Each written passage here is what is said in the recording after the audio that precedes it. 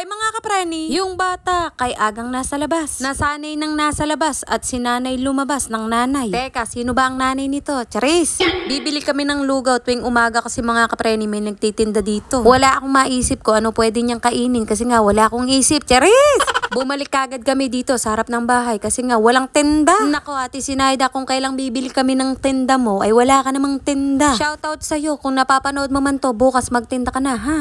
Ere nga ang plano ng kapreni nyo. Nag-order ng ganito, basta yung ganito kapreni.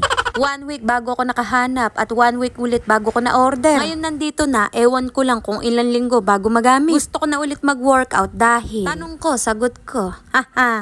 Napapansin kong tumaba na naman ako. Sandali, pumayat ba ako? Asyumerang masyado ang kapreni niya, no? Pero dati nagwo-workout ako nung hindi ko pa nakikilalang Daddy Chester. Kaya yung balikat ko mga kapreni medyo bumaba. Pero nung hindi pa ako nagwo-workout, ay nako, para akong manonontok. Ang sarap sana mag-workout, kaya lang may bata eh. Unahin ko pa ba ang gusto ko kaysa mag-alaga, Hanes? Ay nag-anak pa ako kung hindi ko rin naman aasikasuhin. Kung pansarili ko lang ang uunahin ko. O tama na nga, karami na namang sinabi ng kapreni niya. Kung kailan walang lakad, saka sinuot yung sapatos. Abay kapag may lakad kami, ayaw na ayaw suotin. Nanggigigil ba ako kapreni? Aba kung kasya lang sa akin, ako na ang nagsuot. Isusuot ko para lang sa anak ko. Ay grabe naman yun.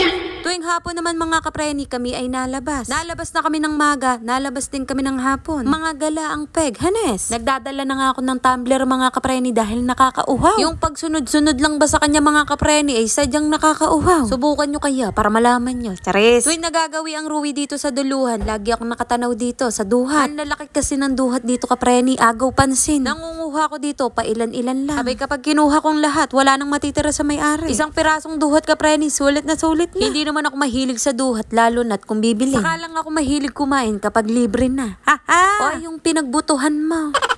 Sino may gusto ng pusa? Sa inyo na nga to. Ligaw lang to kapreni, dito na tumira eh. Abay buntis pa kapreni, dadami pa sila. Kaya nga todo bantay sa bata dahil may pusang ligaw. Iba na ang nag-iingat. Ayun na. Ay paminsan-minsan, pa-cellphone-cellphone lang ang magulang ni Re. Sa bedyo, hindi pinapabayaan ng anak. Sa personal, pabayang ina. Doon tayo sa makatotohanan lang ha. Hoy, bawal magalit dito ha. Dapat ako lang, sorry na.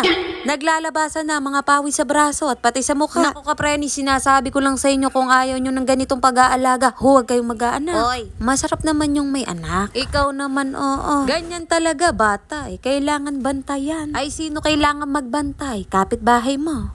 Ito ang pinakamasayang part mga kapreni, yung bawal ka ng bawal. Huwag dyan! Halika na dito! Habang sinasabi kong huwag dyan, siya ay lumalayo ng palayo.